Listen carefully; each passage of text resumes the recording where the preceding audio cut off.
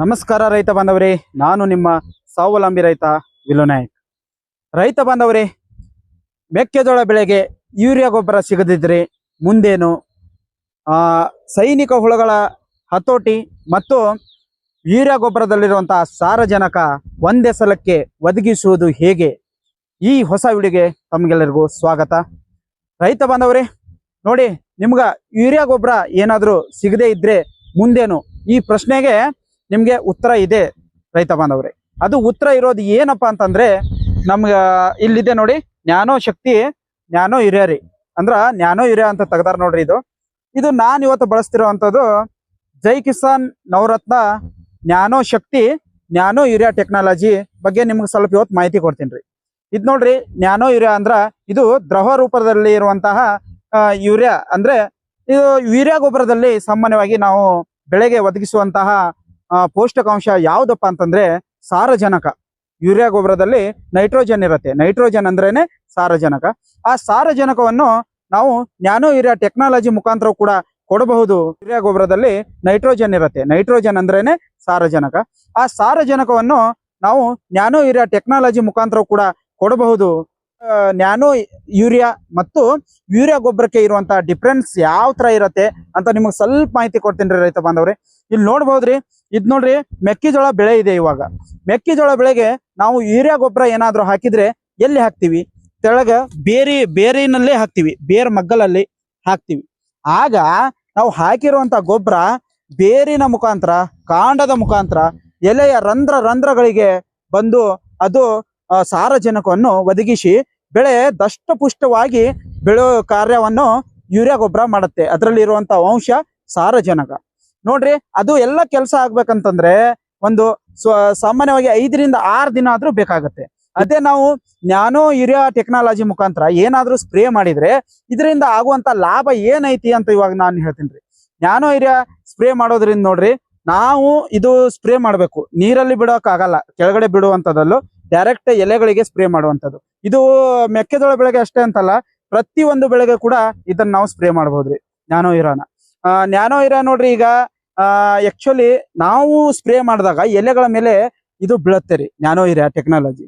ಅವಾಗ ಬಿದ್ದಾಗ ಡೈರೆಕ್ಟ್ ಆಗಿ ಎಲೆಗಳ ರಂಧ್ರಗಳ ಮುಖಾಂತರ ಡೈರೆಕ್ಟ್ ಬೆಳೆಗಳಿಗೆ ಸಾರಜನಕ ಡೈರೆಕ್ಟ್ ಆಗಿ ಒದಗಿಸಿಬಿಡುತ್ತೆ. ಇದು ನೋಡ್ರಿ ಬರೀ 3 ದಿನದಲ್ಲೇ ಮಾಡುವಂತ ಕೆಲಸ. ಅದು ನೋಡ್ರಿ, ನಾವು ಯೂರಿಯಾ ಇಟ್ಟಾಗ 5 ರಿಂದ 6 ದಿನ ಕೆಲಸ ತಗೊಳುತ್ತೆ. ಅದೇ 5 ರಿಂದ 6 ದಿನ ಮಾಡುವಂತ ಕೆಲಸ ಇಲ್ಲಿ 2 ರಿಂದ 3 ದಿನದಲ್ಲೇ ನ್ಯಾನೋ ಯೂರಿಯಾ ಮಾಡುತ್ತೆ. ಇನ್ನೊಂದು ಇದರಿಂದ ಲಾಭ ಏನು ರೈತರಿಗೆ ನ್ಯಾನೋ ಯೂರಿಯಾ ನಾವು ಯೂಸ್ ಮಾಡೋದ್ರಿಂದ ಅಂತಂದ್ರೆ, ಭೂಮಿಯಲ್ಲಿರುವಂತ ಸೂಕ್ಷ್ಮಾಣು ಜೀವಿಗಳು ಇದರಿಂದ ಸಾಯಲ್ಲ. ಯಾಕಂತಂದ್ರೆ ನಾವು ಎಲೆಗಳ ಮೇಲೆ ಸ್ಪ್ರೇ ಮಾಡ್ತೀವಿ, ಭೂಮಿಗೆ ನಾವು ಗೊಬ್ಬರ ಹಾಕಲ್ಲ. ಎಲೆಗಳ ಮೇಲೆ ಸ್ಪ್ರೇ ಮಾಡಿದಾಗ ಎಲೆಗಳಿಂದ ಇದು ಎಲೆಗಳ ರಂಧ್ರದ ಮುಖಾಂತರ ಬೆಳೆಗೆ ಶಿಫಾರಸು ಮಾಡಿ ಬೆಳೆ ದಷ್ಟಪುಷ್ಟವಾಗಿ ಬೆಳೆಯೋಕೆ ಇದು ಸಾರಜನಕ ಕೆಲಸ ಮಾಡುತ್ತೆ, ನ್ಯಾನೋ ಇರುವಂತ ಸಾರಜನಕ. ಆದ್ರಿಂದ ರೈತ ಬಾಂಧವರೇ, ಇದರಿಂದ ಸೂಕ್ಷ್ಮಾಣು ಜೀವಿಗಳು ಸಾಯಲ್ಲ. ಮತ್ತೆ ನಮ್ಗೆ ಯೂರಿಯಾ ಗೊಬ್ಬರ ಅಂತ ಅಂಗಡಿ ತಿರ್ಗಾಡಕ್ ಆಗಲ್ಲ. ನೋಡ್ಬೇಕು, ಕಳೆದ 2-3 ವರ್ಷದಿಂದ ನಮ್ಗೆ ಮುಂಗಾರಲ್ಲಿ ಯೂರಿಯಾ ಗೊಬ್ಬರಗಳ ಕೊರತೆ ಆಗ್ತಾನೆ ಇದೆ. ಯಾಕೆ ಕೊರತೆ ಆಗ್ತಾ ಇದೆ ಅಂತಂದ್ರೆ, ರೈತರಿಗೆ ಅತಿ ಕಡಿಮೆ ಬೆಲೆಯಲ್ಲಿ ನಮ್ಗೆ ಯೂರಿಯಾ ಗೊಬ್ಬರ ಸಿಗ್ತಾ ಇದೆ. ಯೂರಿಯಾ ಗೊಬ್ಬರ ರೇಟ್ ಎಷ್ಟಿದೆ? 300 ರಿಂದ 350 ರೂಪಾಯಿ ಒಂದು ಪ್ಯಾಕೆಟ್ಗೆ ಇದೆ ಇವಾಗ. ಆದ್ರಿಂದ ರೈತರು ಏನ್ ಮಾಡ್ತಾರೆ ಅಂತಂದ್ರೆ, ಯೂರಿಯಾ ಗೊಬ್ಬರ ಅಗದಿ ಕಡಿಮೆ ಬೆಲೆಯಲ್ಲಿ ಸಿಗುತ್ತೆ ಅಂತ ಬೇಗನೆ ಹೋಗಿ ಅದನ್ನ ತಗೊಂಡು ಬಂದು ಯೂರಿಯಾ ಗೊಬ್ಬರನ ಹಾಕ್ಬಿಡ್ತಾರೆ. ಆದ್ರೆ ಬೆಳೆಗಳಿಗೆ ಹಾಕುವಂತ ಸಮಯದಲ್ಲಿ ಒಂದೇ ರೀತಿ ಹಾಕಕ್ ಆಗಲ್ಲ. ಒಂದು ದಂಟಿಗೆ ಜಾಸ್ತಿ ಬೀಳುತ್ತೆ, ಒಂದು ದಂಟಿಗೆ ಕಡಿಮೆ ಬೀಳುತ್ತೆ. ಒಂದೇ ರೀತಿ ಅಂತೂ ಹಾಕಕ್ ಆಗಲ್ಲ. ಆದ್ರಿಂದ ಸರಿಯಾದ ಪ್ರಮಾಣದಲ್ಲಿ ಬೆಳೆಗಳಿಗೆ ನಾವು ಹಾಕುವಂತ ಯೂರಿಯಾ ಗೊಬ್ಬರ ಕೂಡ ಬೆಳೆಗಳಿಗೆ ಶಿಫಾರಸು ಆಗ್ತಾ ಇಲ್ಲ. ಇದು ನ್ಯಾನೋ ಯೂರಿಯಾ ನೋಡ್ರಿ, ಇದು ಸ್ಪ್ರೇ ಮಾಡುವಂತದ್ದು. ನಾವು ಸ್ಪ್ರೇ ಮಾಡುವಂತ ಇದು ಗೊಬ್ಬರ ಆಗಿರೋದ್ರಿಂದ ಇದನ್ನ ಸ್ಪ್ರೇ ಮಾಡಿದಾಗ ಎಲೆ ರಂಧ್ರಗಳ ಮುಖಾಂತರ ಇದು ನೇರವಾಗಿ ಹೋಗಿ ತಲುಪತ್ತೆ. ಹಾಗಾದ್ರೆ ನ್ಯಾನೋ ಯೂರಿಯಾ ನೋಡ್ರಿ, ಎಲ್ಲರೂ ಕೂಡ ಇದನ್ನ ಬಳಸ್ರಿ. ಯಾಕಂದ್ರ ಇದು 2-3 ವರ್ಷದಿಂದ ನಮಗೆ ಗೊಬ್ಬರ ಸಿಗ್ತಾ ಇಲ್ಲ. ಬೆಳೆಗೆ ಏನಂತಂದ್ರೆ, ಯಾವ ಸಮಯದಲ್ಲಿ ಯಾವ ಗೊಬ್ಬರ ಬೇಕು ಅದನ್ನ ಹಾಕ್ಲೇಬೇಕಾಗತ್ತೆ. ಇಲ್ಲಪ್ಪ ಅಂತಂದ್ರೆ ಬೆಳೆ ಚೆನ್ನಾಗಿ ಬರಲ್ಲ, ನಮ್ಗೆ ಒಳ್ಳೆ ಇಳುವರಿ ಕೂಡ ಬರಲ್ಲ. ಈಗ ನೋಡಿ, ಮೆಕ್ಕೆಜೋಳ ಬೆಳೆಯಲ್ಲಿ 30 ರಿಂದ 35 ದಿನದಾಗ ನಾವು ಅದಕ್ಕೆ ಸಾರಜನಕ ಹಾಕ್ಲೇಬೇಕು. ಯಾಕಂತಂದ್ರೆ ಅವಾಗ ಬೆಳವಣಿಗೆ ಹಂತ ಇರುತ್ತೆ. ಆದ್ರಿಂದ ಆ ಸಮಯದಲ್ಲಿ ನಮ್ಗೆ ಯೂರಿಯಾ ಗೊಬ್ಬರ ಸಿಕ್ಕಿಲ್ಲ ಅಂತ ಬಿಡಾಕ್ ಹೋಗ್ಬೇಡ್ರಿ ರೈತ ಬಾಂಧವ್ರೆ.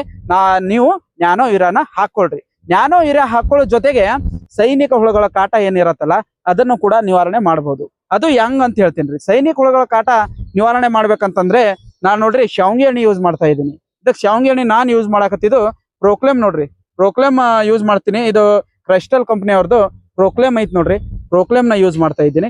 ಶಾವಿಗೆ ಎಣ್ಣೆ ನೀವು ಬೇಕಾದ ಶಾವಿಗೆ ಎಣ್ಣೆ ಯೂಸ್ ಮಾಡ್ರಿ, ಇದೇ ಎಣ್ಣೆ ಯೂಸ್ ಮಾಡ್ರಿ ಅಂತ ಹೇಳಲ್ಲ. ಇದು ನನಗ್ ಚಲೋ ಅನ್ಸೈತಿ, ಅದಕ್ಕೆ ನಾನು ಇದನ್ನ ಯೂಸ್ ಮಾಡಕತ್ತೀನಿ. ಇದ್ರಾಗಿರುವಂತ ಕಂಟೆಂಟ್ ಇಮ್ಯಾಮೆಕ್ಟಿನ್ ಬೆಂಜೋಯೇಟ್. ಇನ್ನೊಮ್ಮೆ ಹೇಳ್ತೀನಿ ನೋಡ್ರಿ, ಇಮ್ಯಾಮೆಕ್ಟಿನ್ ಬೆಂಜೋಯೇಟ್ ಇರುವಂತ ಕಂಟೆಂಟ್ ಇರುವಂತ ಯಾವುದೇ ಕಂಪನಿಯ ಇದು ಇರ್ಲಿ, ಇದು ಶಾವಿಗೆ ಎಣ್ಣೆ ಇರ್ಲಿ ಮತ್ತೆ ನಾರ್ಮಲ್ ಆಗಿ ಎಣ್ಣೆನೂ ಇರ್ಲಿ, ಅದ್ರಾಗ ಮತ್ತೆ ಇಮ್ಯಾಮೆಕ್ಟಿನ್ ಬೆಂಜೋಯೇಟ್ ಒಂದು 5% ಆದ್ರೂ ಇರ್ಬೇಕು ನೋಡ್ರಿ. ಅಂತ ತಂದ ಮಿನಿಮಮ್ 5% ಇರ್ಬೇಕ್ರಿ ಇಮ್ಯಾಮೆಕ್ಟಿನ್ ಬೆಂಜೋಯೇಟ್. ಅಂದಾಗ ಮಾತ್ರ ಸೈನಿಕ ಹುಳುಗಳು ಸಾಯ್ತಾವ್ರಿ. ಅಂತದ್ ಯಾವುದೇ ಶಾವಿಗೆ ಎಣ್ಣೆ ಇರ್ಲಿ, ಆ ಶಾವಿಗೆ ಎಣ್ಣೆ ತಂದ ನೀವು ಸ್ಪ್ರೇ ಮಾಡ್ರಿ. ಈ ರೀತಿ ಸ್ಪ್ರೇ ಮಾಡೋದ್ರಿಂದ ಒಂದೇ ಸಲಕ್ಕೆ ನೋಡ್ರಿ, ಒಂದೇ ಸಲಕ್ಕ ನಾವು ನಿವಾರಣೆ ಮಾಡ್ಬೋದು ನೋಡ್ರಿ. ಈ ರೀತಿ ರೈತರು ಕೂಡ ನೀವು ಯೂಸ್ ಮಾಡ್ರಿ. ನಮ್ಗೆ ಯೂರಿಯಾ ಗೊಬ್ಬರ ಸಿಕ್ಕಿಲ್ಲ ಅಂತ ಯಾರು ಕೂಡ ತಿರ್ಗಾಡಕ್ ಹೋಗ್ಬೇಡ್ರಿ. ನ್ಯಾನೋ ಯೂರಿಯಾ ಎಲ್ಲಿ ಸಿಗ್ತೈತಿ ಜಲ್ದಿ ತಂದ ನಿಮ್ಮ ಬೆಳೆಗೆ 30 ರಿಂದ 35 ದಿನದಾಗ ಅದಕ್ಕೆ ನ್ಯಾನೋ ಯೂರಿಯಾ ಸಿಂಪರಣೆ ಮಾಡ್ರಿ ಮತ್ತು ಒಳ್ಳೆ ರೀತಿ ಇಳುವರಿ ತಕ್ಕೋರಿ. ರೈತ ಬಾಂಧವರೇ, ಇನ್ನೊಂದು ಸ್ವಲ್ಪ ದಿನದಲ್ಲಿ ತನ್ನ ಗೊಬ್ಬರಗಳ ಬಳಕೆ ಕಡಿಮೆ ಮಾಡೋ ಕಾರಣದಿಂದಾಗಿ ನ್ಯಾನೋ ಯೂರಿಯಾನ ಕಂಡುಹಿಡಿದಿದ್ದಾರೆ. ಇನ್ನೊಂದು ಸ್ವಲ್ಪ ದಿನದಲ್ಲಿ ಇದು DAP, ಯೂರಿಯಾ ಇದೆಲ್ಲ ರಸಗೊಬ್ಬರಗಳನ್ನು ಬಂದ್ ಮಾಡಲಾಗುವುದು ಎಂಬ ಸೂಚನೆ ಬಂದಿರುತ್ತದೆ. ಕನ್ಫರ್ಮ್ ಇಲ್ಲ, ಒಂದು ಸೂಚನೆ ಇದೆ. ಆದ್ದರಿಂದ ಇನ್ನು ಮುಂದೆ ಬರುವುದೆಲ್ಲ ಗೊಬ್ಬರಗಳು ಲಿಕ್ವಿಡ್ ರೂಪದಲ್ಲಿ ಬರುವ ಸಾಧ್ಯತೆಗಳಿದೆ.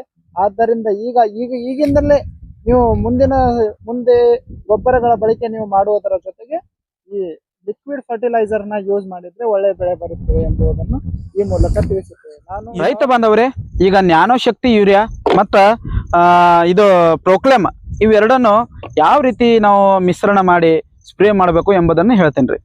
ನ್ಯಾನೋ ಶಕ್ತಿ ಯೂರಿಯಾ ನೋಡ್ರಿ, ಇದು ನಮ್ಗ 1 ಲೀಟರ್ ನೀರಿಗೆ 2 ml ದಿಂದ 4 ml ವರೆಗೂ ಕೂಡ ಯೂಸ್ ಮಾಡಬಹುದ್ರಿ. ಅದು ಬೆಳೆಗಳ ಆಧಾರದ ಮೇಲೆ ನೋಡ್ರಿ. ಈಗ ಸದ್ ನೋಡ್ರಿ, ಬೆಳೆಗಳ ಸಣ್ಣದಿದ್ದಾಗ ಇದಕ್ಕ ಒಂದು 2.5 ರಿಂದ 3 ml ಅಷ್ಟ ಹಾಕೋರಿ.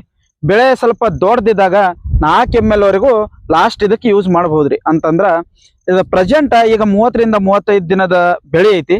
ಇದಕ್ ನೋಡ್ರಿ ಫಸ್ಟ್ ಎಣ್ಣೆ ಹೊಡಿತಿರುವಾಗ ನಾವು 50 ml ಹಾಕೋಬೇಕ್ರಿ ಒಂದು ಪಂಪಿಗೆ. ಒಂದು ಪಂಪ್ 20 ಲೀಟರ್ ಇರ್ತೈತ್ರಿ ಪೆಟ್ರೋಲ್ ಪಂಪ್, ಅದಕ್ಕ 50 ml ಹಾಕೋಬೇಕ್ರಿ ಒಂದು ಪಂಪಿಗೆ. ಅಕಸ್ಮಾತ್ ನೀವು ಒಂದು ಬ್ಯಾರಲ್ಗೆ ಏನಾದ್ರು ಮಿಕ್ಸ್ ಮಾಡೋರ್ ಇದ್ರ ಇದಕ್ ನೋಡ್ರಿ ಒಂದು ಪೂರ್ತಿ ಹಾಕ್ರಿ. 500 ml ಇರ್ತೈತಿ, ಇದು ಒಂದು ಬ್ಯಾರಲ್ಗೆ ಹಾಕ್ಬಿಡ್ರಿ, ಕರೆಕ್ಟ್ ಸಫಿಶಿಯಂಟ್ ಆಗ್ತೈತಿ. ಒಂದು ಪಂಪಿಗೆ ಆದ್ರ 50 ml, ಬ್ಯಾರಲ್ಗೆ ಆದ್ರ 500 ml ರೀ. ಇದು ಏನೈತಿ ಪ್ರೋಕ್ಲೇಮ್ ರೀ. ಪ್ರೋಕ್ಲೇಮ್ ಇದನ್ನ ಯೂಸ್ ಮಾಡೋದು ಹೆಂಗಂತಂದ್ರ ಇದು ನೋಡ್ರಿ, ಇದು ಕೂಡ ಒಂದು ಬ್ಯಾರಲ್ಗೆ ಆದ್ರ 100 ಗ್ರಾಮ್, ಅಕಸ್ಮಾತ್ ಒಂದ್ ಪಂಪಿಗಾದ್ರ 10 ಗ್ರಾಮ್. 10 ಗ್ರಾಮ್ ನಮಗ್ ಮಾಡ್ಕೊಳಕ್ ಆಗಲ್ರಿ. 10 ಗ್ರಾಮ್ ಹೆಂಗ್ ಮಾಡ್ಕೊಳ್ಳೋದಂತಂದ್ರ ಇದು ಪ್ರೋಕ್ಲೇಮ್ ಇರ್ತೈತಲ್ರಿ, ಪ್ರೋಕ್ಲೇಮ್ ಒಂದ್ 10 ಚರ್ಗಿ ನೀರ್ ತಗೊಳದ್ರಿ. 10 ಚರ್ಗಿ ನೀರ್ ತಗೊಂಡ ಇದು 100 ಗ್ರಾಮ್ ಪ್ರೋಕ್ಲೇಮ್ ಹಾಕುದ್ರಿ. ಅದ್ರಾಗ ಮುಂದೆ ಸ್ಪ್ರೇ ಮಾಡುವಂತ ಟೈಮ್ದಾಗ ಒಂದ್ ಪಂಪಿಗೆ 1 ಚರ್ಗಿ ಹಾಕುದ್ರಿ. ಇದು ಕೂಡ 10 ಪಂಪಿಗೆ ಆಗ್ತೈತ್ರಿ. ಒಂದು ಬ್ಯಾರಲ್ಗೆ ಹಾಕೋದಾದ್ರ 100 ಗ್ರಾಮ್ ಹಾಕ್ಬೇಕ್ರಿ. ಇವೆರಡನ್ನು ಹಾಕಿ ನಾವು ಚೆನ್ನಾಗಿ ಮಿಶ್ರಣ ಮಾಡಿ ಸ್ಪ್ರೇ ಮಾಡ್ಬೇಕ್ರಿ. ಪ್ರೋಕ್ಲೇಮ್ ಇದು ಶಾವಿಗೆ ಎಣ್ಣೆ ಇರ್ತೈತ್ರಿ. ಶಾವಿಗೆ ಎಣ್ಣೆನ ಇದ್ರಾಗಿನ್ ಸ್ವಲ್ಪ ನೀರ್ ತಕ್ಕೋಬೇಕ್ರಿ. ಡೈರೆಕ್ಟ್ ಬ್ಯಾರಲ್ಗೆ ಹಾಕಕ್ ಹೋಗ್ಬೇಡ್ರಿ. ಶಾವಿಗೆ ಎಣ್ಣೆ ಬ್ಯಾರಲ್ಗೆ ಹಾಕಿದ್ರೆ ಸರಿಯಾಗಿ ಮಿಕ್ಸ್ ಆಗಲ್ಲ. ಒಂದ್ ಅರ್ಧ ಬಕೆಟ್ ನೀರ್ ತಗೊಳುದ್ರಿ.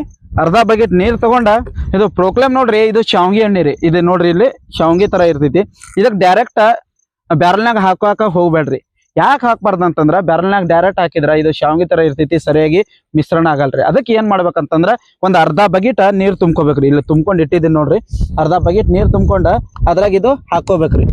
ಹಾಕೊಂಡ ಸ್ವಲ್ಪ ಒಂದ್ 2 ನಿಮಿಷ ಬಿಡ್ಬೇಕ್ರಿ. 2 ನಿಮಿಷನಾಗ ಇದು ಕರಗ್ತೈತಿ. ಇಲ್ಲ ಕರಗ್ ಬಿಡ್ತೈತ್ರಿ. ಒಂದ್ 2 ನಿಮಿಷನಾಗ ಕರಗ್ತೈತಿ ಎಲ್ಲಾ ಶಾವಿಗೆ ಎಣ್ಣೆ. ಕರಗಿದ ಮೇಲೆ ಇದ್ರಾಗ ಹಾಕಿ ಚೆನ್ನಾಗಿ ಮಿಶ್ರಣ ಮಾಡಿ ಇದಕ್ಕ ಮುಂದೆ ಸ್ಪ್ರೇ ಮಾಡೋದು ನೋಡ್ರಿ. ಈಗ ನೋಡ್ರಿ, ಫಸ್ಟ್ ನಾನ್ ನ್ಯಾನೋ ಯೂರಿಯಾ ಹಾಕೊಳಕತ್ತೇನ್ರಿ. Nano urea shake well before use ಅಂತ ಇದ್ರ ಮೇಲೆ ಆಲ್ರೆಡಿ ಲೇಬಲ್ ಮಾಡ್ಯಾರ್ರಿ. ಅದಕ್ಕ ಅಲ್ಲಾಡ್ಸಾಕತ್ತೇನ್ ನೋಡ್ರಿ. ಇದಕ್ಕ ಶಿಸ್ತ್ ಅಲ್ಲಾಡ್ಸಿ ಹೊಡಿಬೇಕ್ರಿ. ನೋಡ್ರಿ, ಈಗ ಶಿಸ್ತ್ ಅಲ್ಲಾಡ್ಸಿ ಈಗ ಡೈರೆಕ್ಟ್ ಒಂದು ಬ್ಯಾರಲ್ಗೆ ಹಾಕೊಳಕತ್ತೇನ್ ನೋಡ್ರಿ ನ್ಯಾನೋ ಯೂರಿಯಾ. ಈಗ ಈ ರೀತಿ ಇರ್ತೈತಿ ನೋಡ್ರಿ ನ್ಯಾನೋ ಯೂರಿಯಾ. ಇದು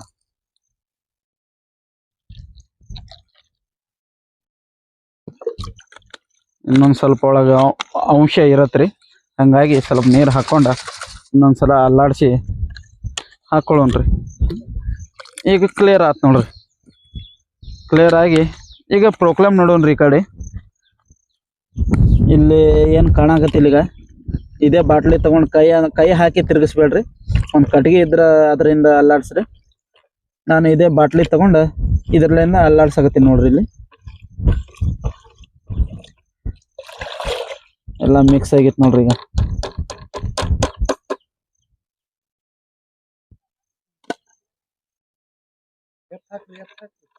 ನೋಡ್ರಿ ಇದ್ರಾಗ ನೋಡ್ರಿ ಶಾವ್ಗಿ ಅಂತೂ ಎಲ್ಲಿ ಕಾಣಕತ್ತಿಲ್ಲ. ಹಂಗಾಗಿ ಈಗ ಪ್ರೊಕ್ಲೇಮ್ ಕೂಡ ಹಾಕೊಳಕತ್ತೀನಿ ನೋಡ್ರಿ. ಇದ್ರಾಗ ಒಂದು 2 ನಿಮಿಷ ಬಿಟ್ಟಿದ್ದೆ, ಬಿಟ್ಟು ಈಗ ಹಾಕೊಳಕತ್ತೀನಿ ನೋಡ್ರಿ. ಇಲ್ಲಿ ನೋಡ್ರಿ ಹಾಕ್ಕೊಂಡೇನಿ. ಈಗ ಹಾಕ್ಕೊಂಡು ಈಗ ಸರಿಯಾಗಿ ಮಿಕ್ಸ್ ಮಾಡ್ಕೋಬೇಕ್ರಿ. ಇದಕ್ಕೆ ಒಂದು 10 ಸಲ ಪಲ್ಟಿ ಹೊಡೆದು ಬಿಡುದ್ರಿ. ಹಿಂಗೆ ಪಲ್ಟಿ ಹೊಡೆದಾಗ ಶಿಸ್ತು ಮಿಕ್ಸ್ ಆಗ್ತೈತಿ ನೋಡ್ರಿ ಇದು.